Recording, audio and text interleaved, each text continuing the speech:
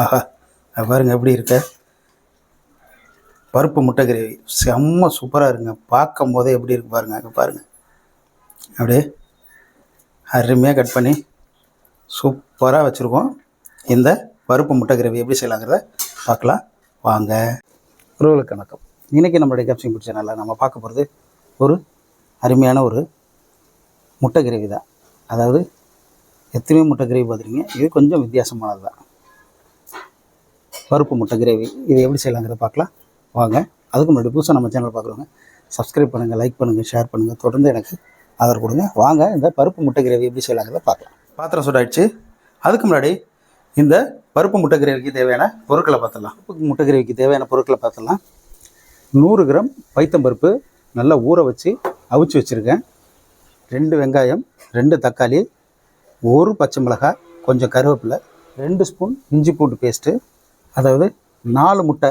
4 முட்டையில் நம்ம பெப்பர் போட்டு உப்பு போட்டு இந்த மாதிரி ஆம்லேட் போட்டு இந்த மாதிரி கட் பண்ணி வச்சுருக்கேன். பாருங்கள், ஆம்லேட் ப்ளைன் ஆம்லேட் போட்டு இந்த மாதிரி கட் பண்ணி வச்சுருக்கேன்.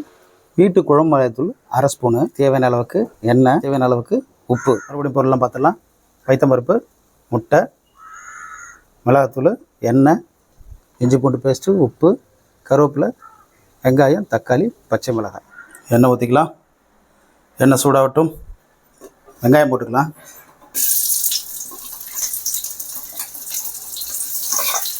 வெங்காயம், கருவேப்பிலை, பச்சை மிளகாய்.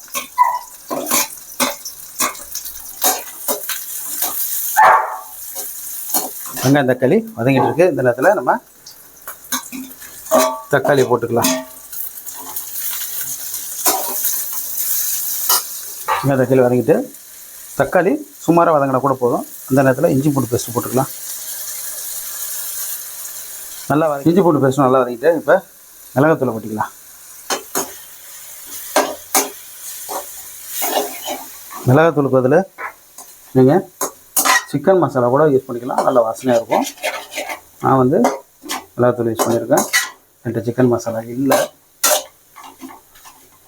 நல்லா பச்சை வாசனை போகிற அளவுக்கு வதக்கி விட்டுங்க. வெங்காயம் தக்காளிலாம் நல்லா வதக்கிட்டு இப்போ நம்ம அவிச்சு வச்சுருக்க இந்த பருப்பை கொட்டிடலாம்.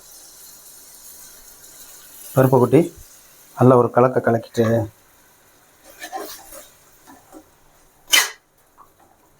கொஞ்சம் உப்பு போட்டுங்க.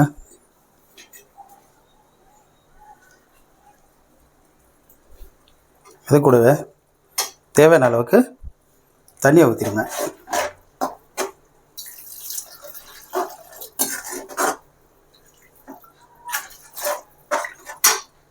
அவ்வளோதான். ஒரு 5 நிமிஷத்தில் கொதி வரட்டும். குழம்பு நல்லா கொதிச்சு பாருங்கள், நல்லா திக்காயிட்டு இந்த நேரத்தில் நம்ம இந்த ப்ளைன் ஆம்லேட் கட் பண்ணி வச்சுருக்கோம் இல்லைங்களா, இதை அப்படியே எல்லாத்தையும் போட்டுருவோம். இந்த குழம்புல ஒரு பெரிய சிறப்பு என்னென்னா, நீங்கள் குழம்பு ஊற்றிக்கலாம், சைட் டிஷ்ஷு முட்டையை எடுத்து அரிச்சு வச்சுக்கிட்டு நீங்கள் வீட்டிலே சாப்பிட்டுருக்கலாம். சூப்பராக இருக்குங்க. எல்லா சாப்பாட்டுக்கும், அதாவது தோசை, சோறு, அப்புறம் சப்பாத்தின்னு எல்லாத்துக்கும் ஒரு ரொம்ப பொருத்தமான ஒரு கிரேவி. ஏன் இப்படி போட்டேன்னா, இது வந்து குழம்புல உள்ள தண்ணியை ரொம்ப உறிஞ்சிக்காது. அதனால தான் ப்ளைன் ஆம்லேட்டை போட்டு இப்படி போட்டேன். ரெடி ஆகிடுச்சு. இப்போ நம்ம இறக்கி டேஸ்ட் பார்க்கலாம். கொத்தமல்லி இருந்தால் கொத்தமல்லி தூவிக்கிங்க. என்கிட்ட இல்லை, நான் தூவலை. இப்போ நம்ம அந்த கிரேவியை டேஸ்ட் பண்ணி பார்க்கலாம். அழகாக முதல்ல ப்ளைனாக குழம்பு ஊற்றிக்கிங்க. ஏன்னா இந்த மாதிரி ப்ளைனாக குழம்பு ஊற்றிட்டிங்கன்னு வச்சுங்க. அடுத்தது இதை கொஞ்சம் தனியாக அப்படியே எடுத்து வச்சுக்கிட்டு, ஆஹா,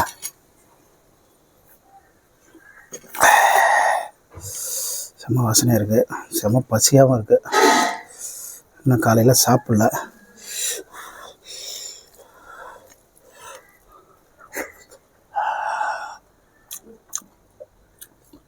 ஆஹா,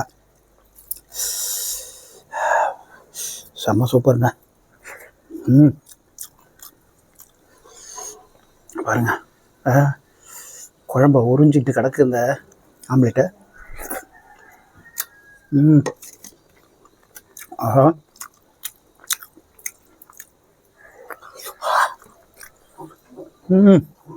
செம்ம சூப்பராக இருக்குங்க. அதில் பருப்பு குழம்புல இஞ்சி பூண்டுலாம் பேஸ்ட்லாம் போட்டதுனால அது ஒரு வித்தியாசமான ஃப்ளேவரில்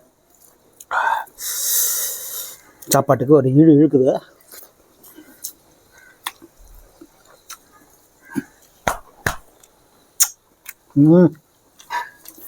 அல்டிமேட் ரொம்ப சூப்பராக இருக்கு. கடா